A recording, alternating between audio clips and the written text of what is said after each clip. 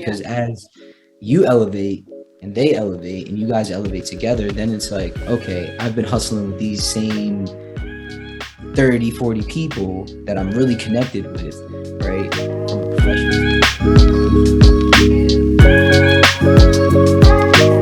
What's up, everyone? Welcome back to another episode of the Connect Over Coffee.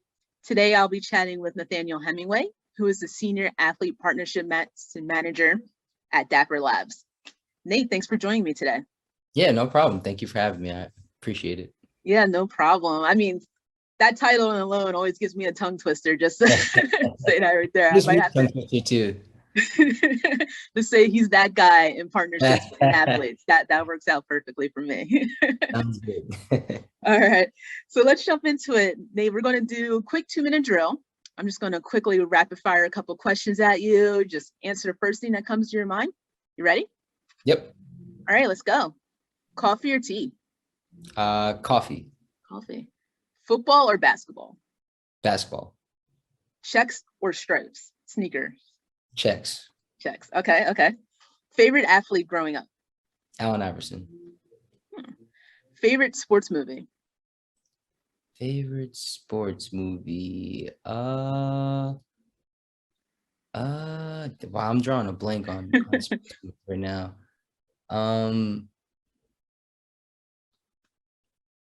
Remember the Titans. Okay. Good one. That's a good one, of course. Favorite song or song that gets you hyped every time you hear it? Victory, the Victory 2004 remix with 50 Cent, Diddy, Lloyd Banks, and Biggie. Ooh, my gosh. Half of those people don't even rap anymore. I know, right? Yeah. Since you're from New York, Yankees or Mets? Mets. And then final question, the Knicks or the Nets? Knicks.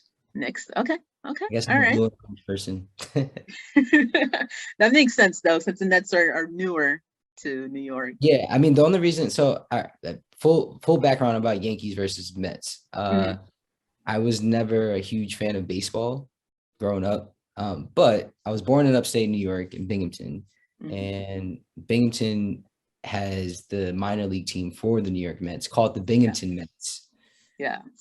And the first teddy bear that I got as a kid that I still have today in pristine condition, it was a Binghamton Mets teddy bear. So I was always a Mets fan because of that. Other than that, it's like I'm a New York sports fan. Yeah. The city feels so much better when all the New York sports teams are doing good.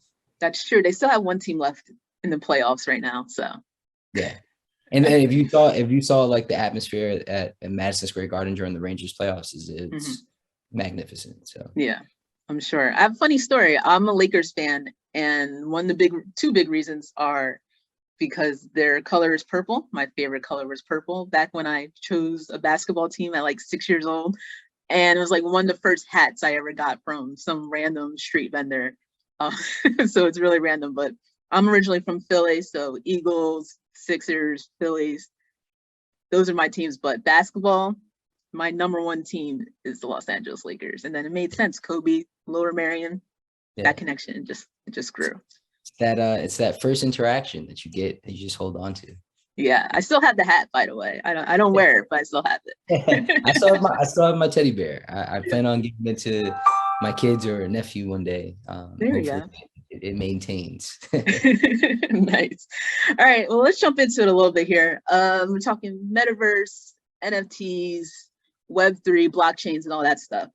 Talk to me a little about your current role with Dapper Labs NBA Top Shop and how you feel the sports industry and jobs in particular are changing.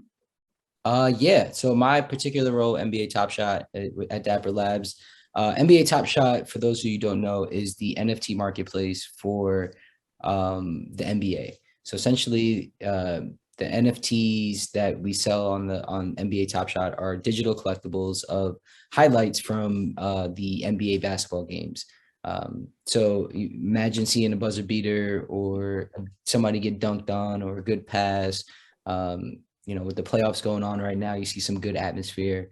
You can then take those moments and relive those moments by collecting them, right, and owning them and owning a piece of the game, right? So it's an increasing, a different way of visualizing and understanding and participating in the fandom of the NBA, of the game, right? So this is like the future of where things are going.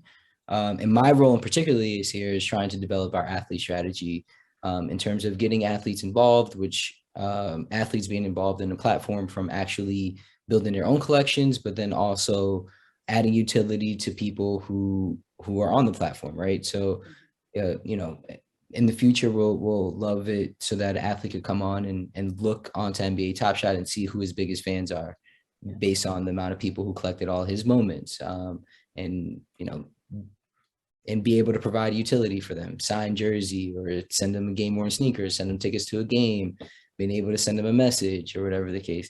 So right now it's like, as we're building this brand, you know, it getting athletes involved, early on, so that we have their full buy-in, and we can build out creative and cool content, and you know, integrative ways of trying to build the fandom from that standpoint, has been rewarding. And it's been cool to see how these athletes are trying to understand this Web3 NFT marketplace, which is all new to everybody. But and right now it's like we're at the very tip of the iceberg. Yeah. We haven't really touched the majority of fan base yet. So you just could imagine what things are going to look at a year from now, right? Or 5 years from now, 10 years from now. Where things actually become the norm, versus this is like a very niche crowd that we're speaking to right now.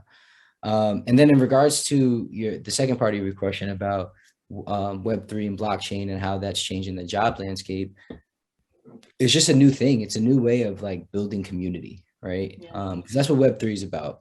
Web3 is about community, right? It's like it's moving, you know, off of the centralized, you have to go to this platform to build a community, but you can build a community and have your own platform to interact and build with that community, and do cool things with that community, and have people invest in, have like-minded people to think and make decisions about communities with DAOs, and you know, people having digital collectibles. You know, the landscape is changing so much for musicians and entertainers, where you know, the blockchain technology allows, you know, it to verify that somebody's IP is exactly them, right? Yeah. uh, so in regards to that, there's just like so many new opportunities that are popping up left and right, and developing strategies, right? It's kind of like similar to, you know, prior to us going to college, there wasn't social media managers, right? There wasn't No. really, that whole industry didn't really exist, right? But then it popped up left and right, and now you see people who are social media managers for a brand, a company, and they like hold the power of essentially how things are going to go out, and building these brands up and building their community.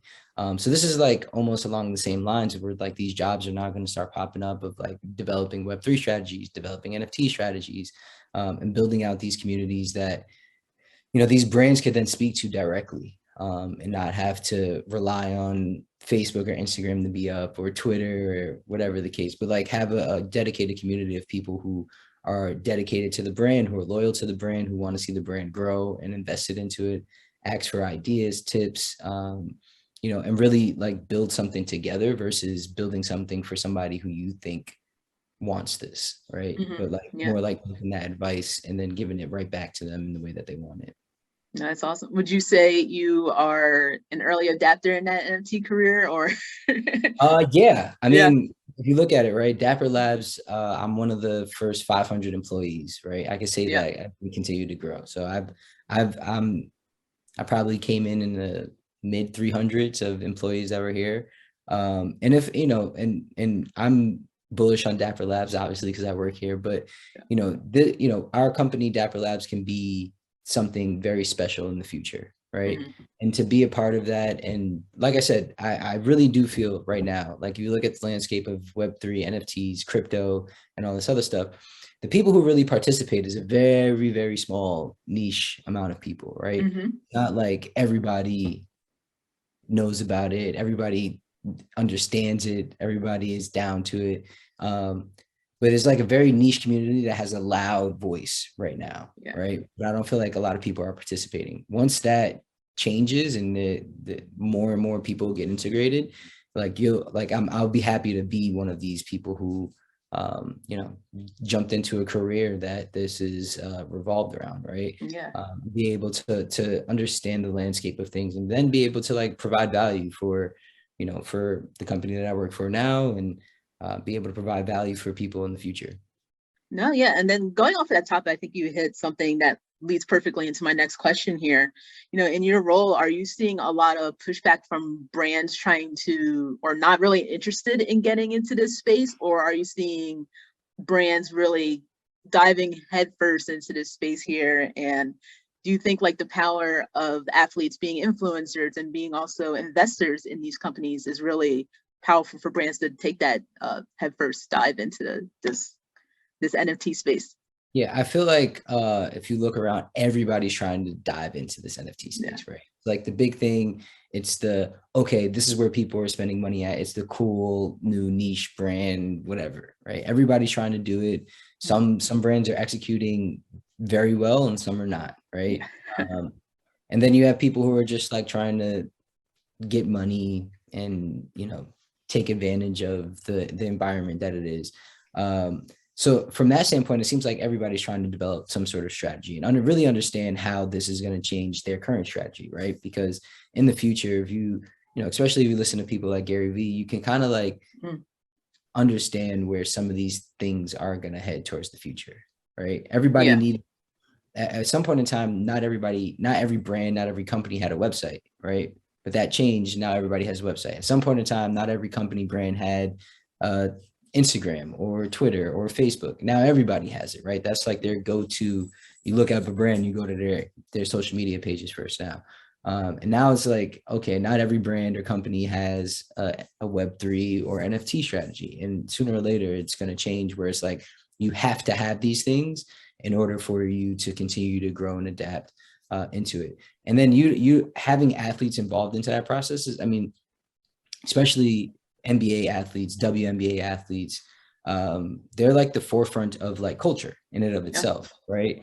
The world shut down when the NBA shut down, right? The world took a stand when the NBA took a stand, right? The NBA Yep. players are head of this movement. They're the face of a lot of different things, of art, fashion, music, right? They bring like literally the globe together in some way, shape, or form. So it's a very unique space that I'm in to be able to work with these, you know, talented, smart individuals that like 10 years ago, we used to talk about the majority of athletes are going broke, right? 3 years out after they retire. Some people don't even make it 3 years into the NBA, then they go broke, and, you know, bad investments here. And, you know, people once were high, rich millionaires, and now they're working regular jobs just to try to get by, right?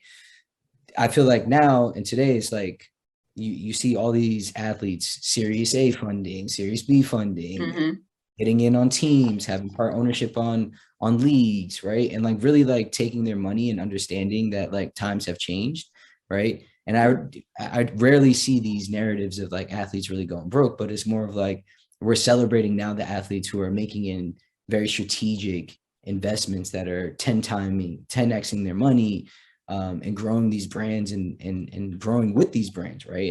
And using their influence to then you know, grow with these brands along the way. So it's very cool to like see which athletes are now the early adopters, right? Who have like taken the time during the pandemic to really sit down and like, okay, how can I be an active participant in here? Okay, I really don't understand it. Let me just invest in a company that understands it. Yeah. So I'm not maybe like full hands on in, but from that standpoint, I have you know, I have some sort of, you know, leg in the game, right? Yeah. So it's cool to see that, and it's great to you know, be a part of that movement in a way, right? Of being able to like have a easily digestible NFT Web3 type of company that I work for, and have athletes be the gateway to like getting into this industry, then be able to work with them to like help build out the rest of their strategy for how they can build their brand off the court. Yeah, no. One of the people that I feel like that doesn't get talked about enough, especially in that investor space, is Spencer Dewano. You know, he has like this whole tech, you know, VC space. I was just like, I'm really impressed with his portfolio. And Yeah. we talk about, LeBron's portfolio, Carmelo's, KD's, who's doing amazing things. But Spencer, low key, it's probably not even low key, but No, low yeah. key has. Spencer Dinwiddie is probably is one of the like the probably most tech forward, Hmm. innovative person in and of itself. Like even before this, even before COVID, right? I feel like Yep. COVID like accelerated a lot of the crypto, NFT space in and of itself. But even before that, like he took his whole entire like he tokenized his entire NBA contract, right? And had people Yeah. invest in him so that if he got a bigger contract, he will be able to pay people back on their investment and whatnot. That's like unheard of, right? Like Yeah. he's the only It really athlete is. that ever done that. And like, now we're looking at people like the Odell Beckhams and oh, I'm taking all my money in crypto and or Bitcoin, right? And like thinking that he like they're the innovative or the first people to do this. But like if you look at Spencer, he's been a pioneer in Hmm. terms of his investments, in terms of like the things he's done off the court, with his sneakers, like everything about Yeah. his like off the court persona has been phenomenal to like really like look at and see as an athlete who is not like a superstar in the league, but like has understood that okay, I'm here, I'm making a lot of money. How can I be very strategic with how I spend this money, how I utilize this money, how I invest in it, so that I can be along a lot longer past this Yeah. game of basketball when it's my time. Yeah. Spencer is definitely on my wish list of people I want to like talk to for sure. So, but let's connect a little bit further here. I always like to bring up the word networking, when I'm talking, when I do these chats here. And the reason why is because there's a lot of different takes on the word networking, the terminology of it realistically. There's professional networking, there's personal networking, and then you have networking just chilling at a friend's birthday party, right? So, or in your career, networking is a big part of building partnerships. How do you go about networking professionally in order to advance in your career? Just showing up, right? Showing up and being available and being open to like having conversations with everybody and anybody, right? The way I got my current job is through networking, right? um, Shout out to Malcolm who runs Scene. Yes. Yeah, so I started going to Malcolm's events, Scene events prior to I forgot what it was called before they had renamed it to Scene, but I was going to the events 5 years ago whenever they had started. And I went to one networking event, met him, stayed in contact. We stayed cool through LinkedIn. Um, I would always show up at events. We would always talk. I followed his journey. He followed mine. Well, Hmm.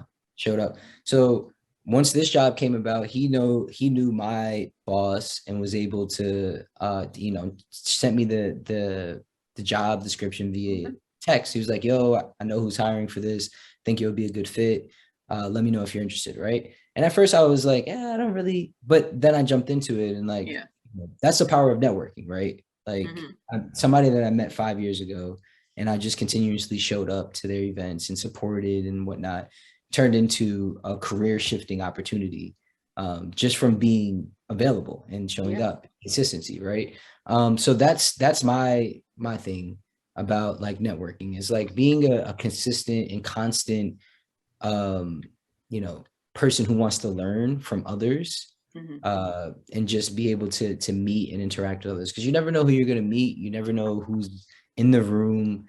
Um, and it doesn't hurt to support people, right? I love Yeah. seeing people do crazy things, like great things on LinkedIn, and I don't know these people. Sometimes I've never met these people, but I'll connect with them, and especially with like partnerships, right? Especially in my previous role when I was at the MBPA, I'd see all these different people doing amazing things, right? Growing their businesses, starting new businesses, doing HBCU startups, and anytime that especially when I see a person of color doing some amazing things at brands, it's like, all right, how can I work together? How can we collaborate? How can we do something?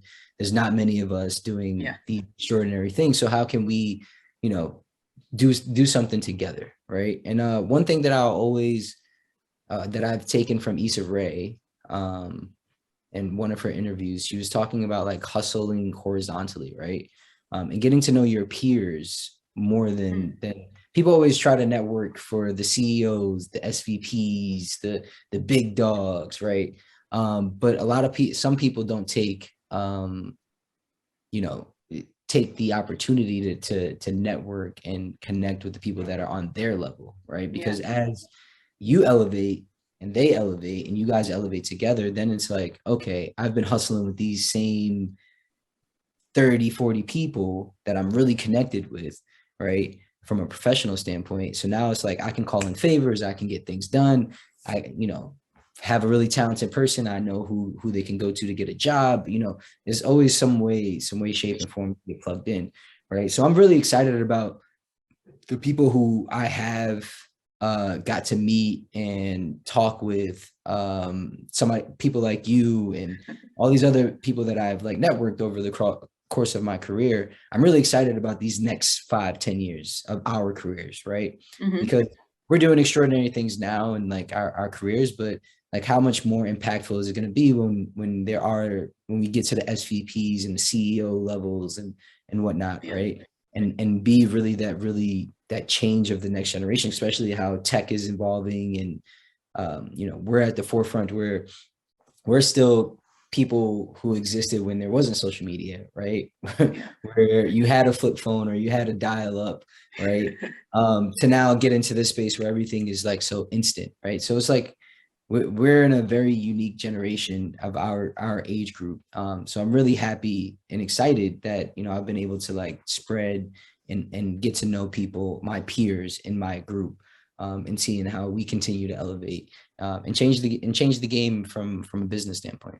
No, that's awesome. And then I don't know if you saw, I was writing notes. Consistency. I'm glad you brought up the word consistency because, one of the challenging things, people get busy. How do you keep a consistent network? Someone you just reached out to, I think, on Facebook or LinkedIn, not Facebook, not anymore, but LinkedIn, on LinkedIn, and how you keep that constant communication with them. So when like you just said, you're networking horizontally and building and growing together. I think that was awesome to hear for sure. Thanks for sharing. Yeah, no problem. I mean, so like LinkedIn, like people, I feel like sometimes people are weird of like liking people's things or commenting on people's things, especially if you don't know people, right? To me, if I scroll down LinkedIn, I don't know this person, but I know they're a person of color, or I know that, wow, they really put out some amazing content. I'm going to say, oh, this is great, right? Yeah. Or if like, if there's any which way that I think that we could potentially work together, oh, this is, love what you're doing. Let's connect. Let's try to build, right? Because it's like, okay, cool. Let's say we don't ever do anything together, but now I have a contact. Now I know a little bit more about what you do, a little bit more about what I do, and now we can continue to grow. So as I share updates on partnerships or campaigns that I'm working on, people are aware that I'm doing these things. I'm aware of the things that they're doing.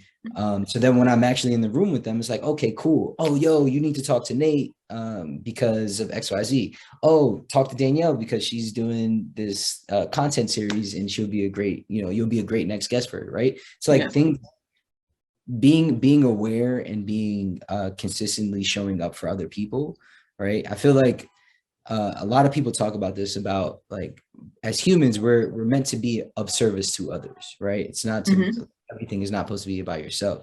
So the more you're of service to others, it will come back twofold to you because you're pouring into other people's cups, and other people will then pour into you. That's the way I believe in it.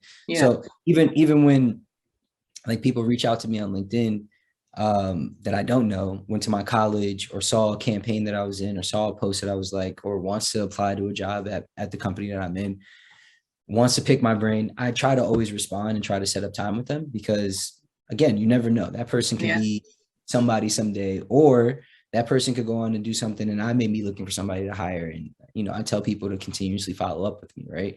So you never know who you're going to meet, when you're going to meet them. You never know what your advice that you can give, your experience can help shape or shift somebody's narrative or their career, or help them break through something, a roadblock or whatever the case may be, that they need. So I try to be as open and transparent and available to people, just showing up, right? And to me, it's like that's 90% of the battle at times.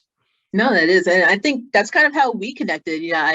We're in the same social group, MIS. I reached out to you, I was like, hey, love to learn a little bit more outside of just asking you about this particular job. And Yeah.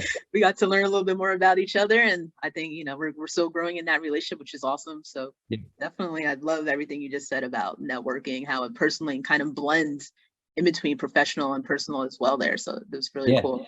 Yeah. Um, And then there's people that I still stay in contact with from my previous jobs and yeah, always like supporting and uplifting the things that they're doing. Because it's just great. Like if people are doing great, celebrate them. yeah, Right. definitely. That's free. That is very true. It doesn't hurt to celebrate somebody for sure, or just give them a nice little like on their post there. Exactly. Yeah. Kind of doing a little bit of a 180, but not really. Kind of piggybacks a little bit off the question. Has there been because why I say piggybacks off the question is because I felt like that was just so positive when we were talking about with the networking. Here's kind of a moment of so have you ever had an MJ moment? And when I say MJ moment, is there been a time in your career where someone kind of was like, you can't do this, or said something that kind of didn't sit well with you, and your next action or in your back of your mind was to basically prove them wrong, essentially, and do better than what they said or thought you could be? Yeah, I feel like that's like the entire motivation of my entire career, right? Yeah.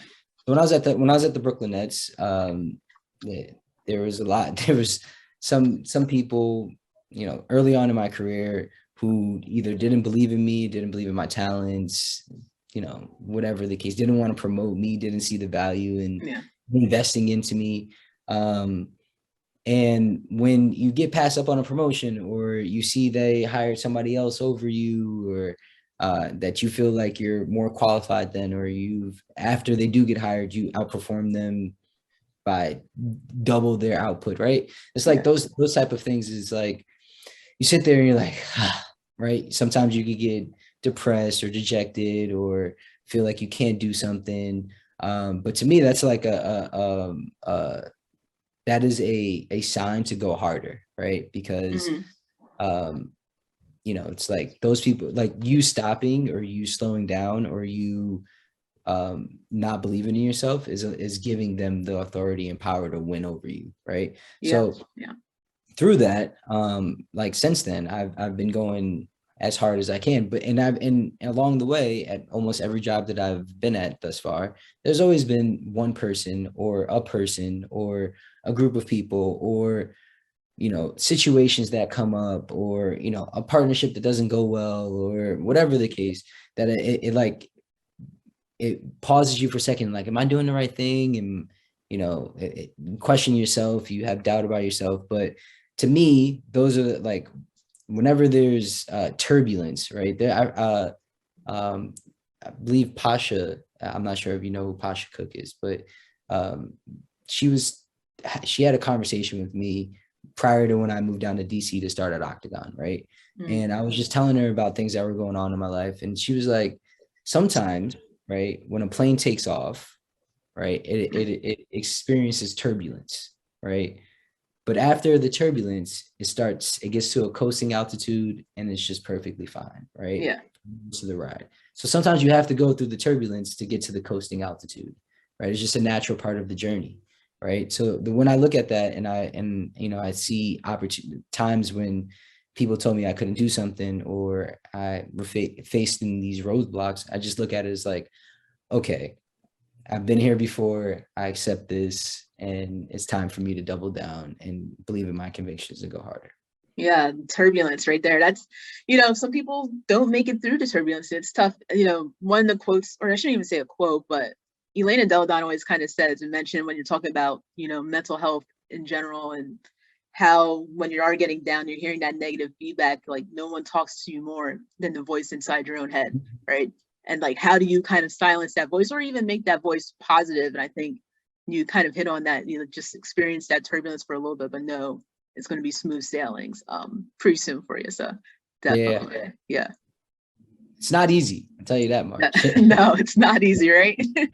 Not easy. There have been times where it's like, damn, did I not have a good idea? And then it gets confirmed on the other end, and it's like, Mhm. wow, like I did that, right? Yeah, And you like, cool. What if I didn't stop? What if? And again, it goes back to also like networking. in a way. You never know who's watching, right? You never know who is you're an inspiration to, right? So for you to slow down or you to stop doing what you're doing, can affect somebody else who you don't know is like paying attention to you, right? Yeah. And it's like, damn, like Nate was my inspiration. So, Yeah. you know, I don't know if I am for people, but that either which way, it's like you never know who's watching, because there's some people who like, you know, people reach out and like, oh, yo, I've seen everything you're doing and you have such a great career and all this other stuff, and I want to do things just like you. Da, da, da, da. And it's great because it's like, okay, cool. Like, what if I stopped 5 years ago, 6 years Yeah. ago? Somebody said I couldn't, right? Then I wouldn't have been able to connect or build with the next generation of folks. So For sure. No, totally agree with you there. Something a little bit lighter, of course, I felt like we went into like a little MJ moment, really dark path there, but what are something you are most proud of to date in your career? the first time I was part of a national advertisement partnership sponsorship campaign. So I was back at Octagon. I was able to put a deal together for Giannis Antetokounmpo, one of his very few sponsorship deals that he had at the time. One of his like first national sponsorship campaigns that he had, right? I think the only other one that he was in at the time was Nike. So a brand that I had reached out to, have been reaching out to consistently, right? Going back to consistency, right? Yeah. Reaching out to consistently for a whole entire year, knowing that something that was like, yo, we need to work with this brand. I know that they're doing some cool things and I want to work with this brand.